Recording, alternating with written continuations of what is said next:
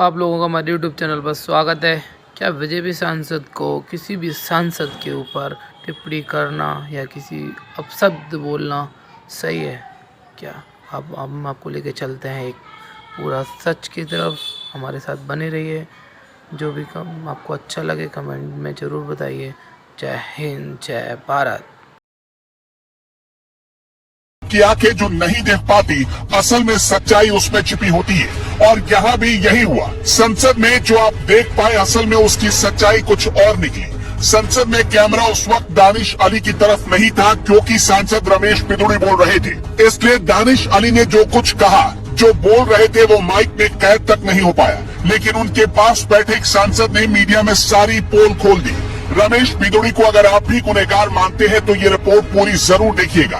आपकी आंखें कैसे तृष्णा में फंसकर धोखा खा गई, आपको तब समझ में आएगा। सांसद रमेश बिदुड़ी ने तो गलत किया, बिल्कुल गलत किया। संसद में किसी भी अमर्यादित भाषा की कोई जगह नहीं है। बीजेपी ने भी इसका समर्थन नहीं किया है। हमारे देश के सांसद हमारे समाज के लिए एक प्रतीक होते हैं, लेकिन जब सांसद ही ऐसी भाषा का इस्तेमाल करेगा तो भला हम किससे अच्छे आचरण की उम्मीद करेंगे। बीजेपी ने भी रमेश बिदुड़ी का समर्थन नहीं किया और अपने ही सांसद बिदुड़ी के खिलाफ कारण बताओ नोटिस जारी कर दिया है। लेकिन हर घटना के दो पहलू होते हैं, एक अच्छा और एक बुरा।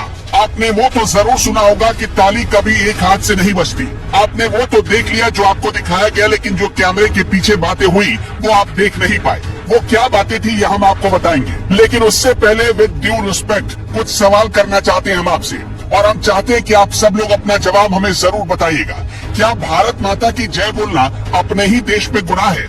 क्या भारत माता की जय बोलने पर किसी एमएलसी का कॉलर पकड़ा जा सकता है? अगर गुनाह नहीं है भारत माता की जय बोलना, तो फिर उस दिन जब अमरोहा में कार्यक्रम चल रहा था, प्रधानमंत्री नरेंद्र मोदी स्टेशन का उद्घाटन कर रहे थे, तब उस कार्यक्रम के दौरान बीजेपी के शिक्षक विधायक डॉक्टर हरि सिंह ढिल्लों ने जैसे ही भारत माता की जय का नारा लगाया तो दानिश अली क्यों भड़क गए? आखिर क्यों भारत माता की जय बोलना दानिश अली को पसंद नहीं आया? और इतना पसंद नहीं आया कि बीजेपी एमएलसी से हाथापाई करने तक चले गए और माइक स्टैंड पर माइक छीनने लगे। आप खुद सोचकर देखिए कि ऐसा विधायक ने क्या कह दिया था। सिर्फ भारत माता की जय का नारा ही तो लगाया था, किसी की मुखालफत नहीं कर रहे थे, किसी का विरोध नहीं हो रहा था, फिर भी दानिश अली को क्यों बुरा लग गया? आगे आप खुद ही समझदार हैं। और ये राहुल गांधी मोहब्बत की कैसे दुकान चलाते हैं भाई? जो स्टालिन हिंदुओं को डेंगू मलेरिया कहता है, उसी के साथ बैठकर चाय पीते हैं, और जो दानिश अली भारत माता की जय पर भड़क जाते हैं, उसके घर जाकर मोहब्बत की दुकान खोलने चले जाते हैं। खैर, जो शख्स पहिया लगे बैग को फोटो खिंचवाने के लिए सिर पर उठाकर कूली बन सकता है, वो कुछ भी करे तो उसका दूध भात ही बनता है। अब आपको एक बात बहुत ध्यान से समझना चाहिए। संसद के दोनों सदनों की कार्यवाही के कुछ नियम होते हैं। ये नियम क्या कहते हैं? लोकसभा के नियम प्रक्रियाओं के तहत किसी सांसद के निर्धारित समय के बीच टोकना, बैठे बैठे बोलना, रनिंग कमेंट्री करना सजा के दायरे में आता है। आप हमारी ज्ञान पर सवाल उठा सकते हैं, लेकिन पिछले 15 सालों से संसदीय कार्यवाही में शामिल होने वाले निशिकांत दुबे के ज्ञान पर सवाल थोड़ी ना उठा सकते। गौर से पढ़िए निशिकांत दुबे ने क्या लिखा है।